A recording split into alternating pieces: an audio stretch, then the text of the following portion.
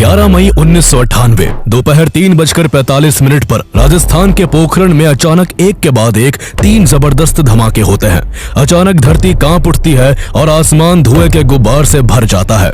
आसपास के गांवों में लोग सहम जाते हैं। किसी को कुछ समझ नहीं आता कि आखिर हुआ क्या है। लेकिन जब सच्चाई सामने आती है कि यह भारत का एक सफल न्यूक्लियर टेस्ट था, तो देश भर में खुशी और गर्व की लहर दौड़ जाती है। प्रधानमंत्री अटल बिहारी वाजपेयी खुद दुनिया को ये ऐलान करते हैं कि भारत अब एक परमाणु शक्ति है। अभिनंदन होना चाहिए वैज्ञानिकों का, उन इंजीनियरों का जिन्होंने पोखरण में जो कुछ हुआ उसे सफलतापूर्वक करके दिखाया। भारत का यह परमाणु परीक्षण इसलिए भी खास था क्योंकि अमेरिका की सैटेलाइट्स और CIA की तीखी नजरों के बावजूद भारत की इस योजना की किसी को भनक तक नहीं लगी थी। We've been following the Indian nuclear program for many years, but there's no getting around the fact that in this instance we missed and did not predict the particular tests involved. It's my responsibility to stand up and tell the American people that we didn't get it right. Bharat की इस ऐतिहासिक सफलता के पीछे कोई और नहीं बल्कि मिसाइल मैन कहे जाने वाले डॉक्टर APJ अब्दुल कलाम थे,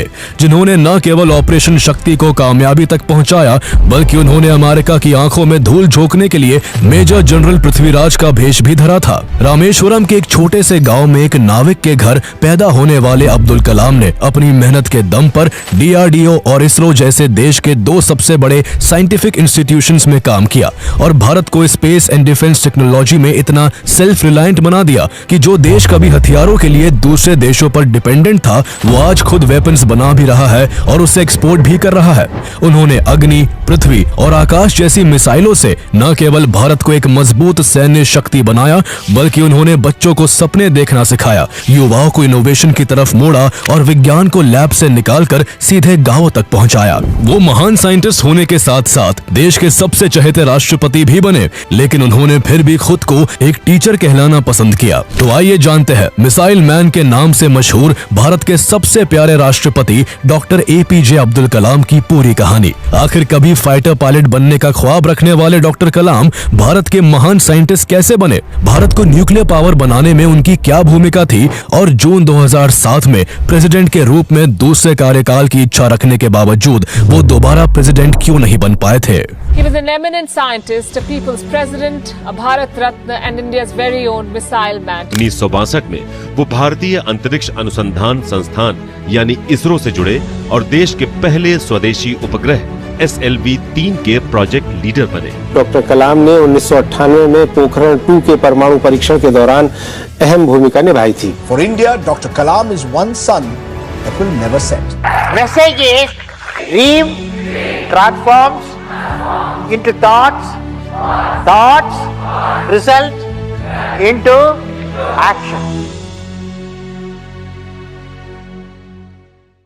अवुल पकीर जैनुलाब्दीन अब्दुल कलाम का जन्म 15 अक्टूबर 1931 को तमिलनाडु के टेम्पल सिटी कहे जाने वाले रामेश्वरम के एक छोटे से गांव में हुआ था। उनके पिता जैनुलाब्दीन एक बोट ओनर थे जो श्रद्धालुओं को अपनी नाव से रामेश्वरम और धनुषकोडी तीर्थ यात्रा के लिए लेकर आते जाते थे। वहीं उनकी मां आशी अम्मा एक हाउसवाइफ थी। अब्दुल कलाम अपने 5 भाई बहनों में सबसे छोटे थे। उनके पूर्वज अमीर व्यापारी थे जिनका business Indian mainland, Pamban island और श्रीलंका के बीच सामान और यात्रियों को ले जाने से जुड़ा था। लेकिन 1914 में जब पंबन ब्रिज बना जो पंबन आइलैंड को मेनलैंड इंडिया से जोड़ता था, तो उनके परिवार का बिजनेस फेल हो गया, जिसके चलते उनका परिवार आर्थिक रूप से कमजोर हो गया। इससे पता चलता है कि बिजनेस करना कितना चैलेंजिंग होता है। कहने को दुकान चलाना भी एक लोकल बिजनेस है, लेकिन जो लोग इसे चलाते हैं वही जानते हैं कि ये कितना कॉम्प्लेक्स हो सकता है।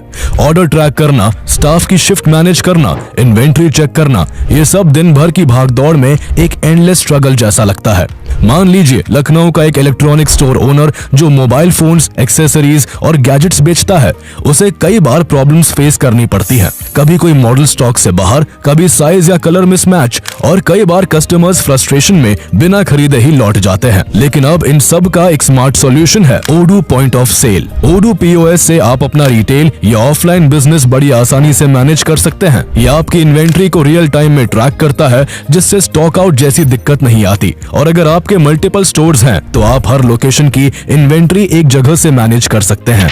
एम्प्लॉय की परफॉर्मेंस, वर्क आवर्स और शिफ्ट शेड्यूल्स को भी आप ओडू से इजीली ट्रैक कर सकते हैं, जिससे टीम भी मोटिवेटेड रहती है और काम में ट्रांसपेरेंसी बनी रहती है। पुराने ऑर्डर्स को आप कस्टमर, प्रोडक्ट, कैशियर या डेट के हिसाब से सर्च कर सकते हैं। ओडू सेल्फ सर्विस का भी ऑप्शन देता है, जहां कस्टमर्स खुद ही कियोस्क या स्मार्टफोन से ऑर्डर प्लेस कर सकते हैं। ओडू पीओएस से आप अपने बिजनेस को कंफ्यूजन से निकालकर क्लैरिटी में ला सकते हैं। सबसे अमेजिंग बात है कि ओडू का पहला ऐप लाइफ टाइम के लिए फुल होस्टिंग और सपोर्ट के साथ फ्री है। तो अगर आप भी अपने बिजनेस को स्मार्ट तरीके से ग्रो करना चाहते हैं तो आप ओडू के साथ जुड़ सकते हैं। इसका लिंक आपको डिस्क्रिप्शन एंड पिन कमेंट में मिल जाएगा। उनके पिता को घर चलाने में भी दिक्कतों का सामना करना पड़ता था, इसलिए अब्दुल कलाम को केवल 10 साल की उम्र में न्यूज़पेपर डिस्ट्रीब्यूशन का काम करना पड़ा। वो सुबह जल्दी उठकर पहले अखबार बांटते और फिर स्कूल जाते। ये वही स्ट्रगल था जिसने कलाम के अंदर बचपन से ही पेशेंस और डिसिप्लिन की मजबूत नींव रख दी थी। अब्दुल कलाम ने अपने primary education shorts high school से पूरी की।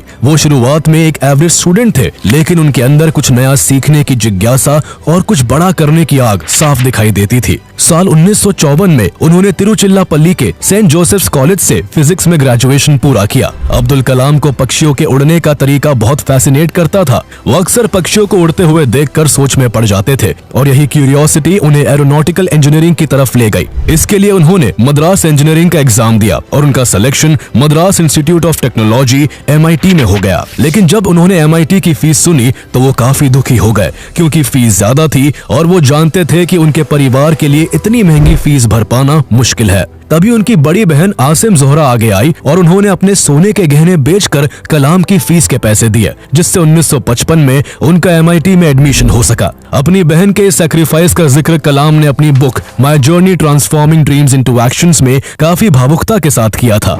MIT में पढ़ाई के दौरान एक बार अब्दुल कलाम किसी टेक्निकल प्रोजेक्ट पर काम कर रहे थे, लेकिन उनके डीन उनके काम की स्पीड से सेटिस्फाई नहीं थे। इसलिए उन्होंने अब्दुल कलाम से साफ साफ कहा कि अगर 3 दिन के अंदर प्रोजेक्ट पूरा नहीं किया तो तुम्हारी स्कॉलरशिप छिन जाएगी। फिर क्या था, कलाम ने दिन रात मेहनत करके वो प्रोजेक्ट वक्त से पहले खत्म कर दिया। डीन उनके डेडिकेशन से इतने इंप्रेस हुए कि बाद में उन्होंने खुद कलाम से कहा, मैं तुम्हें जानबूझकर प्रेशर में डालना चाहता था ताकि तुम टफ सिचुएशंस को भी कामली हैंडल करना सीखो। यही वो लेसन था जिसने कलाम को आगे चलकर हर चैलेंज का सामना शांत दिमाग से करना सिखाया। MIT के दिनों से ही अब्दुल कलाम फाइटर पायलट बनकर देश की सेवा करना चाहते थे। इसके लिए उन्होंने 2 बार ट्राई किया, लेकिन इसमें उन्हें सक्सेस नहीं मिल सकी। इंटरव्यू के बाद टोटल 8 लड़कों को सिलेक्ट किया जाना था और वो 9वें स्थान पर आए थे। केवल 1 रैंक से उनका पायलट बनने का सपना अधूरा रह गया था। लेकिन उस वक्त किसी को कहां पता था कि पायलट ना बन पाने के कारण निराश होने वाले अब्दुल कलाम एक दिन ऐसे साइंटिस्ट बनेंगे जो भारत की स्पेस एंड डिफेंस टेक्नोलॉजी को दुनिया के सामने एक सुपर पावर के रूप में खड़ा कर देंगे।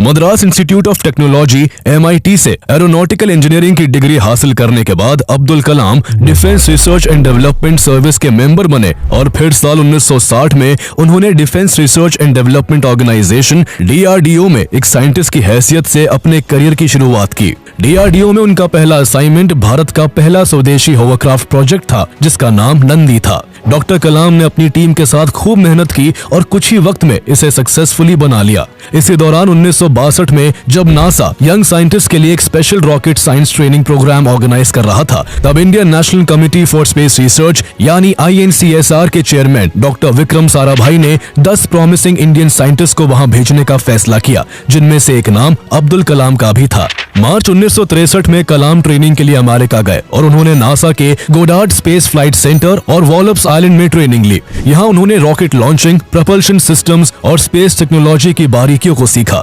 उन्होंने डमी रॉकेट फायरिंग समेत मल्टीपल टेक्निकल सेशंस को अटेंड किया। ये पूरी ट्रेनिंग उनके लिए काफी सिग्निफिकेंट साबित हुई। इंडिया लौटने के बाद डॉक्टर कलाम ने केरला के त्रिवेंद्रम में भारत की पहली domestic rocket launching facility setup करने में बड़ी भूमिका निभाई। इसके बाद DRDO के साथ जुड़े रहते हुए उन्होंने इंडियन आर्मी के लिए एक छोटा हेलीकॉप्टर भी डिजाइन किया। डॉक्टर कलाम में कुछ बहुत बड़ा करने का पोटेंशियल था और ये बात उनके सीनियर्स बहुत अच्छे से समझते थे।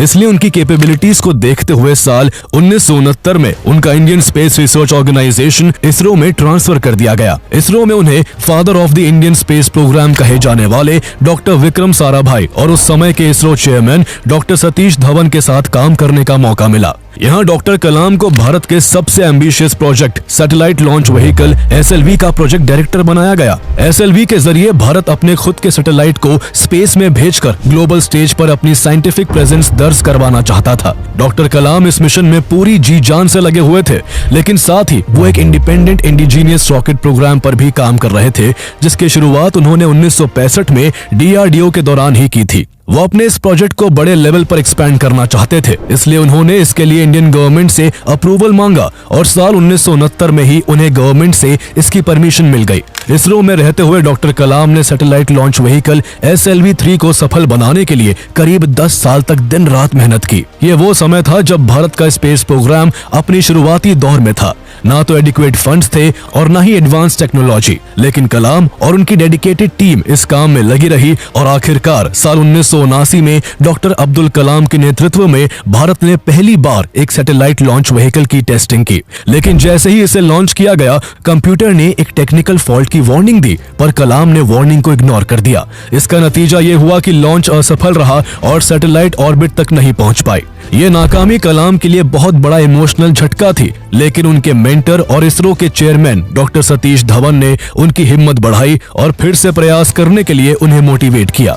उन्होंने न सिर्फ डॉक्टर अब्दुल कलाम और इस प्रोजेक्ट से जुड़े सभी साइंटिस्ट को पब्लिकली ब्लेम होने से बचाया, बल्कि मीडिया के सामने इस फेलियर की पूरी जिम्मेदारी खुद ले ली। उन्होंने कलाम और उनकी टीम पर भरोसा जताया कि आज का यही फेलियर उन्हें अगले साल सक्सेस तक पहुंचाएगा। उनके इस भरोसे ने अब्दुल कलाम और उनकी टीम को हौसला दिया और उन्होंने पिछली गलतियों को सुधारकर पूरी टीम के साथ सिस्टम को रिवर्क किया और अगले 1 साल तक हर छोटी से छोटी डिटेल को ठीक किया। इसका रिजल्ट ये हुआ कि करीब 1 साल बाद 18 जुलाई 1980 को भारत ने अपने स्पेस इतिहास में एक सुनहरा अध्याय जोड़ दिया। इस दिन अब्दुल कलाम और उनके साथी साइंटिस्ट की सालों की मेहनत के चलते इंडिया के first indigenous satellite launch vehicle SLV-3 ने फाइनली रोहिणी सैटेलाइट को सक्सेसफुली अर्थ के ऑर्बिट में डिप्लॉय कर दिया था।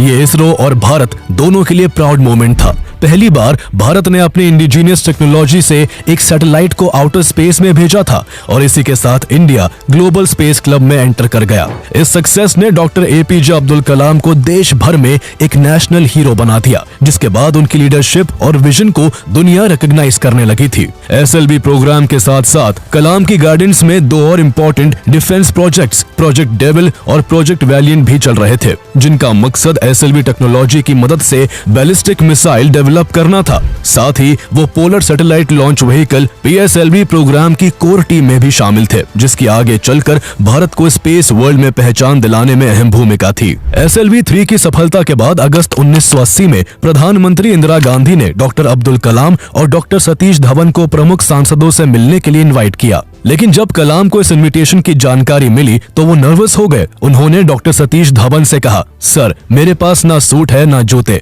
सिर्फ चप्पल है। ये सुनकर डॉक्टर धवन मुस्कुराए और बोले, कलाम तुम पहले से ही सक्सेस का सूट पहने हुए हो, तुम बस वहाँ पहुँचो। कलाम अपनी सिंप्लिसिटी में उस मीटिंग में पहुंचे। वहाँ इंदिरा गांधी ने उनका परिचय अटल बिहारी वाजपेयी से कराया। वाजपेयी कलाम से इतने प्रभावित हुए कि उन्होंने उनसे हाथ मिलाने के बजाय उन्हें सीधे गले से लगा लिया। ये देखते ही इंदिरा गांधी ने हल्के अंदाज में चुटकी लेते हुए कहा, अटल जी लेकिन कलाम तो मुसलमान है। अटल जी मुस्कुराए और बोले, जी हाँ, लेकिन पहले वो एक भारतीय और एक महान वैज्ञानिक है। साइंस के क्षेत्र में डॉक्टर अब्दुल कलाम के ह्यूज कंट्रीब्यूशन को देखते हुए इंडियन गवर्नमेंट ने उन्हें साल 1981 में देश का 3rd highest civilian award Padma Bhushan देकर सम्मानित किया। ये सिर्फ एक सम्मान नहीं था, बल्कि ये उस जर्नी की पहली ऑफिशियल रिकॉग्निशन थी जिसने आगे चलकर डॉक्टर APJ अब्दुल कलाम को मिसाइल मैन ऑफ इंडिया और फिर देश के सबसे प्यारे प्रेसिडेंट के रूप में पहचान दिलाई। 13 साल तक इसरो में अपनी सेवा देने के बाद डॉक्टर APJ अब्दुल कलाम ने 1982 में एक बार फिर से DRDO ज्वाइन किया और उन्हें उनके शानदार काम के चलते defence research and development laboratory DRDL का डायरेक्टर अपॉइंट किया गया। उस समय भारत को अपनी डिफेंस नीड्स के लिए दूसरे देशों पर डिपेंड रहना पड़ता था, चाहे वो मिसाइल हो या कोई और डिफेंस इक्विपमेंट। हर एडवांस टेक्नोलॉजी को बाहर से इंपोर्ट करना पड़ता था। इसमें न सिर्फ भारी खर्चा होता था, बल्कि कई बार उन देशों के पॉलिटिकल प्रेशर का भी सामना करना पड़ता था। लेकिन अब हालात बदलने वाले थे। डिफेंस मिनिस्टर रामास्वामी वेंकटरमन और डॉक्टर अब्दुल कलाम का विजन बिल्कुल क्लियर था कि भारत को डिफेंस टेक्नोलॉजी में सेल्फ रिलायंट बनाना है। उसी दौरान आर वेंकटरमन ने डॉक्टर अब्दुल कलाम को एक बोल्ड प्रपोजल दिया कि क्यों ना एक एक मिसाइल बनाने के बजाय एक साथ कई मिसाइल्स पर काम किया जाए, यानी एक ऐसा प्रोजेक्ट हो जिसमें पूरे मिसाइल आर्सेनल को एक साथ डेवलप किया जाए। कलाम को यह आइडिया बहुत पसंद आया। उन्होंने डिफेंस मिनिस्टर के साइंटिफिक एडवाइजर VSR अरुणाचलम के साथ मिलकर इसकी डिटेल प्लानिंग शुरू कर दी। मल्टीपल मिसाइल सिस्टम्स को एक साथ डेवलप करने का बड़ा एडवांटेज ये था कि इससे न सिर्फ समय की बचत होने वाली थी, बल्कि कुछ ही वक्त में भारत के पास अपनी खुद की मिसाइल फोर्स तैयार हो सकती थी। साल 1983 में यह विजन रियलिटी बनना तब शुरू हुआ जब डॉक्टर कलाम की लीडरशिप में DRDO ने integrated guided missile development programme IGM-DP की शुरुआत की। इस प्रोग्राम के तहत DRDO ने एक साथ 5 स्ट्रेटेजिक मिसाइल्स अग्नि, पृथ्वी, आकाश, त्रिशूल और नाग को डेवलप करने का फैसला किया। डिफेंस मिनिस्टर आर वेंकटरमन ने इस प्रोग्राम को कैबिनेट से अप्रूव करवाया और इसके लिए 3.88 बिलियन रुपीस का बजट एलोकेट किया, जो आज के हिसाब से करीब 66 बिलियन रुपए होते हैं। इस पूरे प्रोजेक्ट की सक्सेस की रिस्पॉन्सिबिलिटी डॉक्टर अब्दुल कलाम के कंधों पर थी। उन्हें इस प्रोजेक्ट का चीफ एग्जीक्यूटिव बनाया गया। अगले 5 साल तक DRDO के हजारों साइंटिस्ट, टेक्नीशियंस और इंजीनियर्स इस मिशन में दिन रात जुटे रहे। रास्ते में कई फेलियर्स भी आए, लेकिन हर सेटबैक के बाद कलाम ने अपनी टीम को सीखने और फिर से उठ खड़े होने के लिए इंस्पायर किया। इसका नतीजा ये हुआ कि भारत ने अपनी टेक्नोलॉजी से इस प्रोग्राम की पहली मिसाइल पृथ्वी को तैयार कर लिया। जैसा कि नाम से जाहिर है, पृथ्वी एक सरफेस टू सरफेस मिसाइल है जो 150 से 350 किलोमीटर की रेंज में टारगेट को एक्यूरेटली हिट कर सकती है। 25 फरवरी 1988 को श्रीहरिकोटा के शार सेंटर में इसका सक्सेसफुली टेस्ट हुआ। इसके गाइडेंस सिस्टम, लिक्विड प्रोपल्शन और एरोडायनामिक डिजाइन में डॉक्टर कलाम का की रोल था। पृथ्वी की बड़ी सक्सेस के बाद DRDO ने इसके एडवांस वर्जन पृथ्वी 1, पृथ्वी 2 और पृथ्वी 3 को भी डेवलप किया था। पृथ्वी के बाद भारत ने अग्नि मिसाइल के डेवलपमेंट पर काम शुरू किया। इसका लॉन्च 2 बार टेक्निकल प्रॉब्लम की वजह से फेल हो गया था, लेकिन आखिरकार 22 मई 1989 को इसका भी सफल परीक्षण कर लिया गया। अग्नि एक इंटरमीडिएट रेंज बैलिस्टिक मिसाइल है जो 700 से 5000 किलोमीटर तक के टारगेट्स को डिस्ट्रॉय करने में केपेबल है। डॉक्टर कलाम ने इसमें multi stage rocket system, re entry technology और हीट शील्ड डेवलपमेंट जैसी क्रूशियल टेक्नोलॉजीज में मेजर योगदान दिया था। आगे अग्नि के भी 5 एडवांस सीरीज अग्नि 1, अग्नि 2, अग्नि 3 और बाद में अग्नि 4 और अग्नि 5 को भी डेवलप किया गया था। ये सिर्फ मिसाइल्स नहीं थे, बल्कि ये भारत की साइंटिफिक स्ट्रेंथ और टेक्नोलॉजिकल इंडिपेंडेंस के सिंबल भी थे, जिससे दुनिया को पता चला कि India can stand tall on its own. Prithvi और अग्नि जैसी ग्राउंड टू ग्राउंड मिसाइल्स की सफलता के बाद भारत को अब सरफेस टू एयर मिसाइल्स की जरूरत थी, यानी ऐसी मिसाइल्स जो आसमान से आने वाले खतरे को हवा में ही खत्म कर सके। लेकिन जैसे ही भारत ने अपने इंडिजीनियस मिसाइल प्रोग्राम में तेजी दिखाई, Canada, France, Germany, Italy, Japan, UK और USA जैसे ताकतवर देश बुरी तरह बौखला गए। इसकी वजह से भारत को missile technology control regime MTCR के सैंक्शंस और रिस्ट्रिक्शंस का सामना करना पड़ा, जिसके चलते भारत पर उनकी किसी भी टेक्नोलॉजी को एक्सेस करने की रोक लगा दी। इसके बावजूद अब्दुल कलाम और उनकी टीम ने हार नहीं मानी और इंडिजीनियस मिसाइल सिस्टम्स पर काम जारी रखा। उनकी मेहनत की बदौलत 1990 में भारत ने आकाश नाम की एक surface to air missile successfully develop कर ली। इसकी रेंज 25 से 30 किलोमीटर तक की थी और इसे स्पेशली एनिमी एयरक्राफ्ट्स और इनकमिंग मिसाइल्स को न्यूट्रलाइज करने के लिए बनाया गया था।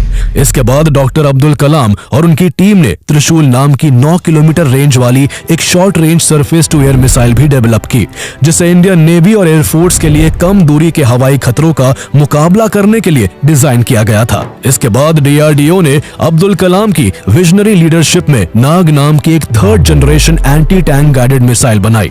इसे फायर एंड फॉरगेट टेक्निक के साथ डिजाइन किया गया था, यानी टारगेट लॉक करने के बाद इसे किसी एक्सटर्नल गाइडेंस की जरूरत नहीं होती। नाग के रूप में भारतीय सेना को टैंक्स और आर्मर्ड व्हीकल्स के खिलाफ एक पावरफुल वेपन मिला, जिसका हेलीकॉप्टर माउंटेड वर्जन हेलिना भी आगे चलकर एयरफोर्स के लिए डेवलप किया गया। लेकिन ये सफर इतना आसान नहीं था। IGM-DP को लीड करना अब्दुल कलाम के लिए चुनौतियों से भरा था। इंडिया मिसाइल टेक में नया था और रिसोर्सेस कम थे, इसलिए टेस्टिंग के दौरान कई बार फेलियर्स का सामना करना पड़ा। मगर अब्दुल कलाम कभी असफलता से डरे नहीं। वो हमेशा कहते थे, अगर सफल होने का संकल्प मजबूत हो तो असफलता कभी नहीं पछाड़ सकती। उन्होंने फंड और फॉरेन सपोर्ट की कमी को कभी एक्सक्यूज नहीं बनाया, बल्कि हमेशा इंडिजीनियस इनोवेशन पर ही जोर दिया। उन्होंने डीआरडीओ की अलग अलग लैब्स जैसे हैदराबाद की डीआरडीएल, बेंगलुरु की एडीई और पुणे की एआरडीई को इनोवेशन हब्स में बदल दिया। उनका सपना था कि भारत मिसाइल टेक्नोलॉजी में पूरी तरह आत्मनिर्भर बने, और इस रास्ते में उनकी कोशिशों और इतनी सारी मिसाइल को डेवलप करने की वजह से लोग उन्हें प्यार से द मिसाइल मैन कहने लगे। कलाम सिर्फ एक साइंटिस्ट नहीं थे, वो एक सच्चे इंसान और एक अच्छे लीडर भी थे। उनकी सादगी और टीम फर्स्ट अप्रोच उन्हें सबसे अलग बनाती थी। उन्होंने हमेशा कामयाबी का श्रेय अपनी टीम को दिया और नाकामी की जिम्मेदारी खुद ली। उनका हमेशा से मानना था कि कोई भी सक्सेस कलेक्टिव वर्क के बिना पॉसिबल नहीं हो सकती है। साल 1990 में डॉक्टर कलाम के महान योगदान और लीडरशिप के लिए भारत सरकार ने उन्हें देश के दूसरे सबसे बड़े सिविलियन अवार्ड पद्म विभूषण से सम्मानित किया। 1992 में डॉक्टर अब्दुल कलाम दो बड़ी जिम्मेदारियां एक साथ संभाल रहे थे। जहां एक तरफ वो डीआरडीओ के डायरेक्टर जनरल के पद पर रहकर देश की डिफेंस स्ट्रेटजीज को नई दिशा दे रहे थे, तो वहीं दूसरी ओर उन्हें प्राइम मिनिस्टर का चीफ साइंटिफिक एडवाइजर बना दिया गया था, और वो इस पद पर साल 1999 तक बने रहे। इंडियन गवर्नमेंट ने 1997 में साइंस के क्षेत्र में डॉक्टर अब्दुल कलाम के महान योगदान के लिए उन्हें भारत का सर्वोच्च नागरिक सम्मान भारत रत्न से सम्मानित किया। साइंस के क्षेत्र में यह सम्मान इससे पहले 1954 में सिर्फ सीवी रमन को मिला था। लेकिन इतनी बड़ी अचीवमेंट के बाद भी डॉक्टर कलाम के कदम रुके नहीं और दिन रात उनका फोकस केवल देश को मजबूत करने पर लगा रहा। इस दौरान भारत एक बार फिर न्यूक्लियर टेस्ट करना चाहता था। 1974 में भारत ने स्माइलिंग बुद्धा के नाम से पहला न्यूक्लियर टेस्ट किया था, जिसके गवाह अब्दुल कलाम भी बने थे। भले ही वो इस प्रोजेक्ट का ऑफिशियल हिस्सा नहीं थे, लेकिन देश के top nuclear scientist Raja Ramanna ने उन्हें टर्मिनल बैलिस्टिक्स रिसर्च लैबोरेटरी के रिप्रेजेंटेटिव के तौर पर वहां इनवाइट किया था। ऐसे में करीब 2 दशक में भारत ने अपनी न्यूक्लियर टेक्नोलॉजी काफी विकसित कर ली थी और थर्मोन्यूक्लियर वेपन्स बनाने की कैपेबिलिटीज तक पहुंच चुका था। दोबारा न्यूक्लियर टेस्ट के लिए डॉक्टर अब्दुल कलाम ने चीफ साइंटिफिक एडवाइजर और डीआरडीओ के डीजी के रूप में डीआरडीओ और department of atomic energy DAE के बीच स्ट्रेटेजिक कोलैबोरेशन को और मजबूत किया, जो आगे चलकर 1998 के पोखरण 2 न्यूक्लियर टेस्ट में क्रूशियल साबित हुआ। पोखरण 2 का पूरा ऑपरेशन एक्सट्रीम सीक्रेसी में चला। डॉक्टर अब्दुल कलाम ने DAE chairman doctor R Chidambaram के साथ मिलकर इसकी कोर प्लानिंग की। इस न्यूक्लियर टेस्ट को ऑपरेशन शक्ति नाम दिया गया था, जिसमें साइंटिस्ट को भी आर्मी की यूनिफॉर्म पहनाई गई और कम्युनिकेशन में भी साइंटिस्ट ने कोड नेम्स का इस्तेमाल किया। ये सब इसलिए इतनी सीक्रेसी के साथ किया गया ताकि दुनिया की बड़ी ताकतों, खासकर अमेरिका को इस न्यूक्लियर एक्टिविटी की भनक न लगे, क्योंकि इससे पहले साल 1995 में ऐसा हो चुका था। तब भारत की परमाणु तैयारियों की भनक अमेरिका को लग गई थी और भारत को न्यूक्लियर प्रोग्राम बीच में ही रोकना पड़ा था। इस बार भी अमेरिका अपनी इंटेलिजेंस एजेंसी CIA और अपनी सैटेलाइट्स के जरिए भारत की हर न्यूक्लियर एक्टिविटी पर कड़ी नजर रख रहा था। ऐसे में इंडिया को न सिर्फ अपना न्यूक्लियर प्रोग्राम बढ़ाना था, बल्कि पूरी प्रक्रिया को एक्सट्रीम सीक्रेसी में भी अंजाम देना था। इसलिए सिर्फ चुनिंदा सीनियर साइंटिस्ट, मिलिट्री ऑफिसर्स और की पॉलिटिकल लीडर्स को ही इसकी जानकारी थी। डॉक्टर APJ अब्दुल कलाम और डॉक्टर आर चिदम्बरम इस न्यूक्लियर प्रोजेक्ट के कोऑर्डिनेटर थे और उनके साथ डॉक्टर अनिल काकोदर समेत वैज्ञानिकों की 8 टीम और सेना की 58th इंजीनियर्स रेजिमेंट अपना अहम योगदान दे रही थी। इसका नतीजा ये हुआ कि भारत ने 1998 में 11 मई और 13 मई को राजस्थान के पोखरण में एक के बाद एक पूरे 5 न्यूक्लियर टेस्ट किए, जिनमें थर्मोन्यूक्लियर और फिजन दोनों टाइप्स के डिवाइसेस शामिल थे। इंडिया अब ऑफिशियली एक न्यूक्लियर पावर बन चुका था और वो दिन बीत चुके थे जब परमाणु क्लब में बैठे 5 देश अपनी आंखों के इशारे से दुनिया को नचाने का काम करते थे।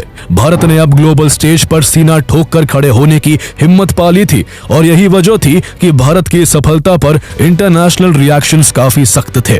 जापान और अमेरिका भारत के इस न्यूक्लियर टेस्ट से इतने गुस्से में थे कि उन्होंने भारत पर इकोनॉमिक सैंक्शंस लगा दिए। वही यूनाइटेड नेशन सिक्योरिटी काउंसिल ने रेजोल्यूशन पास करके भारत की निंदा की। इजराइल इकलौता देश था जिसने खुलेआम भारत का समर्थन किया था। डॉक्टर अब्दुल कलाम का योगदान केवल IGM-DP और न्यूक्लियर टेस्ट तक ही सीमित नहीं था, बल्कि उन्होंने इंडिया और रशिया की पार्टनरशिप के तहत ब्रह्मोस एरोस्पेस की एस्टैब्लिशमेंट में भी अहम भूमिका निभाई। साल 1993 1993 में उन्होंने रशिया का दौरा किया था, जहां उन्होंने रशियन ऑफिशियल्स को एक अधूरा सुपरसोनिक कंबशन इंजन दिखाया और दोनों देशों की पार्टनरशिप में एक सुपरसोनिक क्रूज मिसाइल बनाने का प्रपोजल रखा। इसके 5 साल बाद 12 फरवरी 1998 को डॉक्टर कलाम और रशियन डेप्यूटी डिफेंस मिनिस्टर के बीच एक ऐतिहासिक एग्रीमेंट हुआ, जिसके तहत दोनों देश मिलकर ब्रह्मोस एरोस्पेस स्टैब्लिश करने वाले थे, जिसमें इंडिया की 50.5% और रशिया की 49.5% हिस्सेदारी थी। इसका मकसद दुनिया की सबसे तेज क्रूज मिसाइल बनाना था। डॉक्टर कलाम की लीडरशिप में भारत ने 2001 और 2004 में सक्सेसफुल ब्रह्मोस टेस्ट किए और 2005 से यह भारत के डिफेंस सिस्टम्स का हिस्सा बन गया। आज ब्रह्मोस एक ग्लोबल ब्रांड बन चुका है और कई देशों ने इसे भारत से खरीदने के लिए डील भी साइन की है। कभी हर डिफेंस टेक्नोलॉजी के लिए दूसरे देशों पर निर्भर रहने वाला भारत आज खुद अपने वेपन न केवल डेवलप कर रहा है, बल्कि दूसरे देशों को एक्सपोर्ट भी कर रहा है। और इस पूरे बदलाव के पीछे डॉक्टर APJ अब्दुल कलाम की विजनरी लीडरशिप का सबसे अहम योगदान है। सिर्फ डिफेंस ही नहीं, कलाम ने मेडिकल साइंस के क्षेत्र में भी अपना योगदान दिया था। उन्होंने कार्डियोलॉजिस्ट डॉक्टर सोमा राजू के साथ मिलकर कलाम राजू स्टेंट बनाया, जो एक लो कॉस्ट कोरोनरी स्टेंट था। यह गरीब मरीजों के लिए हार्ट ट्रीटमेंट को सस्ता बनाने में वरदान साबित हुआ। इसके अलावा उन्होंने कंपोजिट मटेरियल्स, एवियोनिक्स और लाइट वेट प्रोस्थेटिक्स पर भी काम किया, जो भारत के डिफेंस और स्पेस प्रोग्राम्स में गेम चेंजर साबित हुआ। डॉक्टर कलाम का मानना था कि विज्ञान का फायदा सिर्फ लेबोरेटरीज तक सीमित नहीं होना चाहिए, बल्कि वो हर इंसान की जिंदगी में बदलाव लाने की वजह होना चाहिए, और यही सोच उनकी पूरी जिंदगी का मकसद थी।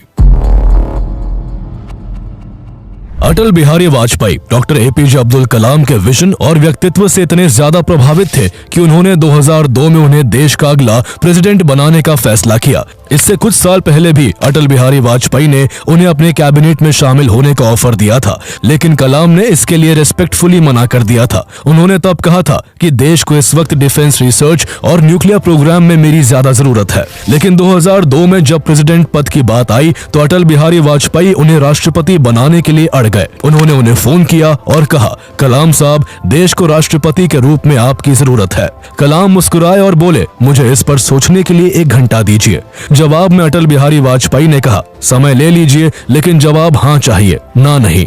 डॉक्टर अब्दुल कलाम उनकी पेशकश के लिए मान गए और 18 जून 2002 को कलाम ने अटल बिहारी वाजपेयी और उनके मंत्रिमंडल के सामने अपना नामांकन दाखिल किया। पर्चा भरते वक्त अटल बिहारी वाजपेयी ने उनसे मजाक करते हुए कहा, आप भी मेरी तरह कुंवारे हैं। कलाम ने मुस्कुराते हुए जवाब दिया, प्रधानमंत्री जी, मैं सिर्फ कुंवारा ही नहीं, ब्रह्मचारी भी हूँ। उनके इस जवाब से पूरा कमरा ठहाकों से गूंज उठा। उनकी उम्मीदवारी को बीजेपी और कांग्रेस समेत कई पार्टीज का समर्थन मिला। ये उन रेयर मोमेंट्स में से एक था जब रूलिंग और ऑपोजिशन दोनों ने एक नॉन पॉलिटिकल व्यक्ति के पक्ष में एकजुटता दिखाई।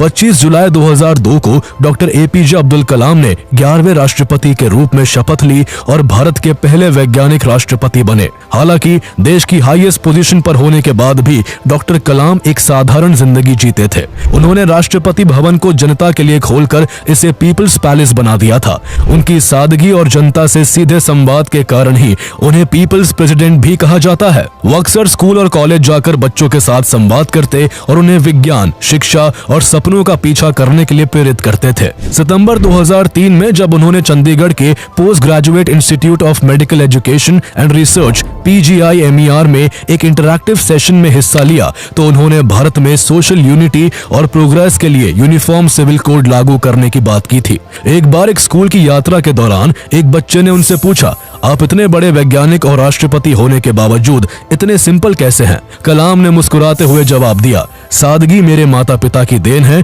और ये मुझे लोगों से जोड़े रखती है। वो राष्ट्रपति भवन में बच्चों के लिए स्पेशल सेशंस रखते थे जहां वो विज्ञान, सपनों और देशभक्ति पर चर्चा करते थे। इतने बिजी शेड्यूल के बावजूद कलाम थोड़ा बहुत समय अपने लिए भी निकाल लेते थे। उन्हें रुद्र वीणा बजाना बहुत पसंद था। वो कुरान और गीता दोनों का पाठ करते थे। साथ ही वो स्ट्रिक्ट वेजिटेरियन थे और उनका लाइफस्टाइल पूरी तरह डिसिप्लिन से भरा था। डॉक्टर कलाम को भारत का पहला नॉन पॉलिटिकल प्रेसिडेंट भी माना जाता है इसका सबसे बड़ा एग्जाम्पल तब देखने को मिला जब मई 2005 में बिहार में किसी भी पार्टी को मेजोरिटी नहीं मिली और गवर्नर बूटा सिंह ने बिना सभी विकल्पों की जांच किए राष्ट्रपति शासन की सिफारिश कर दी। कलाम उस समय रशिया में थे और रात 1:30 बजे उनके पास फैक्स आया जिसमें कैबिनेट ने तुरंत सिग्नेचर की डिमांड की। कलाम ने बिना ज्यादा डिले किए दस्तखत कर दिए, लेकिन बाद में सुप्रीम कोर्ट ने इस मूव को अनकॉन्स्टिट्यूशनल करार कर दिया। इससे न सिर्फ यूपीए गवर्नमेंट बल्कि खुद कलाम की क्रेडिबिलिटी पर सवाल उठे। कलाम इतने आहत हुए कि उन्होंने रेजिग्नेशन देने का मन बना लिया था, लेकिन पीएम मनमोहन सिंह ने किसी तरह उन्हें ऐसा करने से रोक लिया था। उनके कार्यकाल में मर्सी पिटीशंस भी एक जटिल मुद्दा रहा। पूरे टेन्योर में उनके पास 21 मर्सी पिटीशंस आई, जिनमें से उन्होंने केवल एक पर फैसला सुनाया। उनकी प्रेसिडेंसी में उन्होंने ऑफिस ऑफ प्रॉफिट बिल पर भी सिग्नेचर किए, जो उनके मुताबिक उनके सबसे मुश्किल फैसलों में से एक था। इस बिल के मुताबिक एमपीज और एमएलएस अपने पद पर रहते हुए किसी भी गवर्नमेंट ऑफिस का बेनिफिट नहीं ले सकते थे। इससे कई कांग्रेस लेड यूपीए एमपीज की सीट पर खतरा मंडराने लगा था।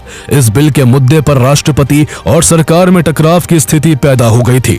जून 2007 में जब उनका कार्यकाल खत्म हो रहा था, तब उन्होंने दूसरा कार्यकाल स्वीकार करने की इस शर्त के साथ इच्छा जताई कि उनकी जीत तय होनी चाहिए। उनकी उम्मीदवारी को यूनाइटेड नेशनल प्रोग्रेसिव अलायंस यूएनपीए ने तो समर्थन दिया, लेकिन सत्ताधारी यूनाइटेड प्रोग्रेसिव अलायंस यूपीए ने उनका समर्थन नहीं किया। इसलिए डॉक्टर एपीजे अब्दुल कलाम ने 22 जून 2007 को फैसला लिया कि वो दोबारा चुनाव नहीं लड़ेंगे। उनका कहना था कि वो राष्ट्रपति भवन को राजनीतिक सौदेबाजी का हिस्सा नहीं बनाना चाहते।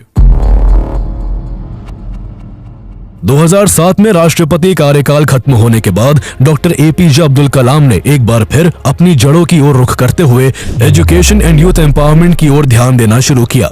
जब वो राष्ट्रपति भवन छोड़ रहे थे तो उनके पास केवल 2 बैग और एक लैपटॉप था। उनकी यही सादगी उनके व्यक्तित्व का सबसे बड़ा आकर्षण थी।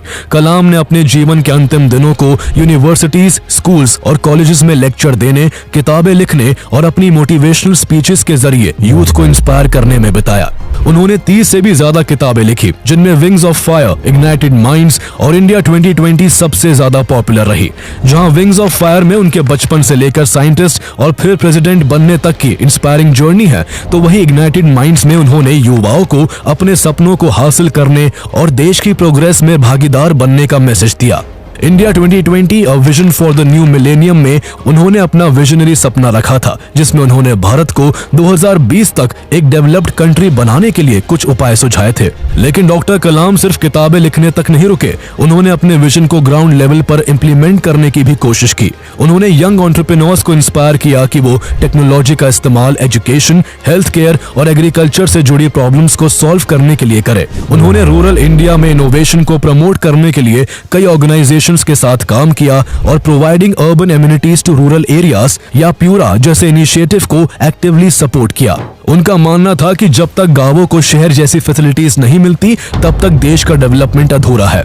उनकी बातें छात्रों में नई ऊर्जा भर देती थी। उनकी सादगी ऐसी थी कि वो जहां भी लेक्चर के लिए जाते, वहां अपनी स्पीच खत्म होने के बाद छात्रों के साथ घंटों बात करते, उनके सवालों का जवाब देते और उनके सपनों को सुनते। वो देश के प्रेसिडेंट के पद संभालने और साइंटिफिक वर्ल्ड में इतना कुछ हासिल करने के बाद भी खुद को केवल टीचर कहलाना पसंद करते थे।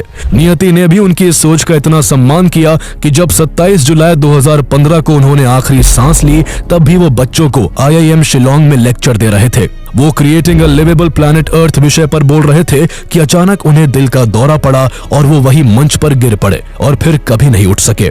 उनकी मौत की खबर से पूरे देश में शोक की लहर दौड़ गई और इंडियन गवर्नमेंट ने इस दुख की घड़ी में 7 दिन का नेशनल मॉर्निंग घोषित किया। उनकी याद में रामेश्वरम में doctor APJ Abdul Kalam national memorial बनाया गया, जहां उनकी किताबें, मिसाइलों के मॉडल और उनके जीवन से जुड़ी चीजें प्रदर्शित की गई हैं। उनकी विरासत को आगे बढ़ाने के लिए doctor APJ Abdul Kalam international foundation की स्थापना हुई, जो एजुकेशन, साइंस और रूरल डेवलपमेंट में काम कर रही है। डॉक्टर एपीजे अब्दुल कलाम अक्सर कहते थे, सपना वो नहीं जो आप सोते वक्त देखते हैं, बल्कि सपना वो है जो आपको सोने ना दे। वो यूथ को मोटिवेट करते हुए कहते थे, आसमान की तरफ देखिए, हम अकेले नहीं हैं, पूरा ब्रह्मांड हमारा दोस्त है और वो उन्हीं का साथ देता है जो सपने देखते हैं और मेहनत करते हैं।